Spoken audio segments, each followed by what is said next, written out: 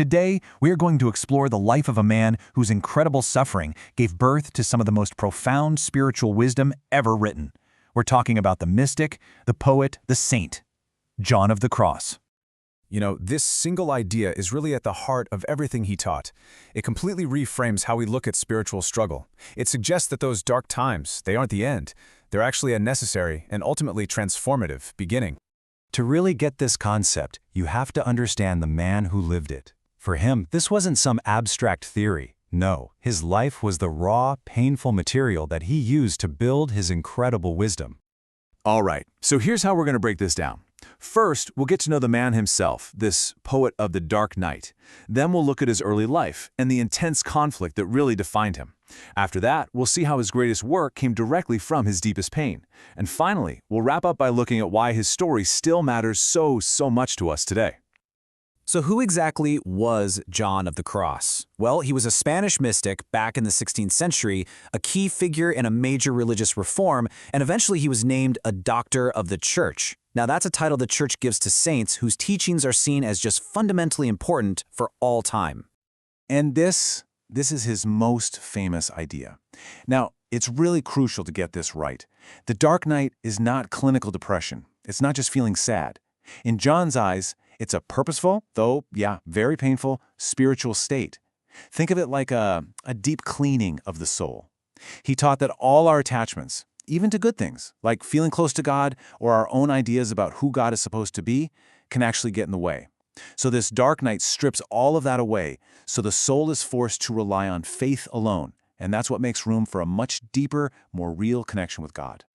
And you have to understand, this incredible insight into suffering, it wasn't something he just thought up. It was forged in the fire of his own childhood. I mean, just try to imagine this kind of upbringing for a second. His father was disowned by a wealthy family for marrying a poor weaver, so John was born into total poverty. Then his father dies when he's just a little boy, and to survive, he ends up working in a hospital, caring for people with incurable diseases. These experiences, they didn't crush him.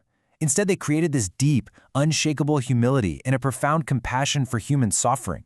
So he joins the Carmelite order when he's 21, but it's this meeting, right here in 1567, that changes absolutely everything. He meets St. Teresa of Avila, who was a spiritual giant in her own right, and she was already trying to reform the whole order. She saw something special in John. She didn't just see a follower, she saw a true partner. And that partnership launched him headfirst into the most dangerous and ultimately the most transformative period of his life. Because this mission to reform the Carmelite order, it wasn't some polite debate. It was basically a spiritual civil war. So you had two camps. On one side, you've got the Chalcid Carmelites. Think of them as the old guard, the establishment. They felt things had gotten a little too comfortable and lax over the years.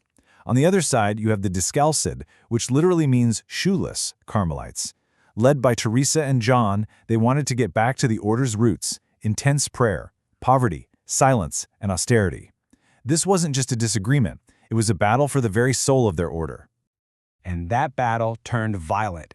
In a really shocking move, his own Carmelite brothers ambushed him, kidnapped him, and dragged him off to a monastery in Toledo to be locked away. And the conditions? They were just brutal. We're talking about a cell so tiny he could barely stand, with almost zero light. He was given starvation-level rations, beaten regularly, and held in complete and total isolation. For 9 months. Let that sink in for a second. 9 months in near total darkness, completely alone, with every reason to believe he would never get out. This was his dark night, lived out in the most literal, terrifying way possible. But this is where the story takes this incredible turn. Because in that absolute pit of suffering, something extraordinary happened. That prison cell didn't break him. It became a creative womb. And this is the paradox at the heart of his story. In the absolute depths of physical pain and spiritual emptiness, when he had nothing left, he didn't find despair. He found God. And he found poetry. He started composing his masterpieces right there, in his head, in the dark. After he made this dramatic escape, he finally wrote down all the poems he'd composed in prison, and then started writing these incredibly detailed commentaries on them. These became his 4 major works, a complete roadmap of the soul's journey, from that initial purification in the dark night, all the way to this ecstatic union with God in the living flame of love. He would only live to be 49 years old, but his impact was just immense. Centuries later, the Church would officially recognize the profound truth in his work, naming him a saint and, crucially, a doctor of the Church, a teacher for everyone, for all time.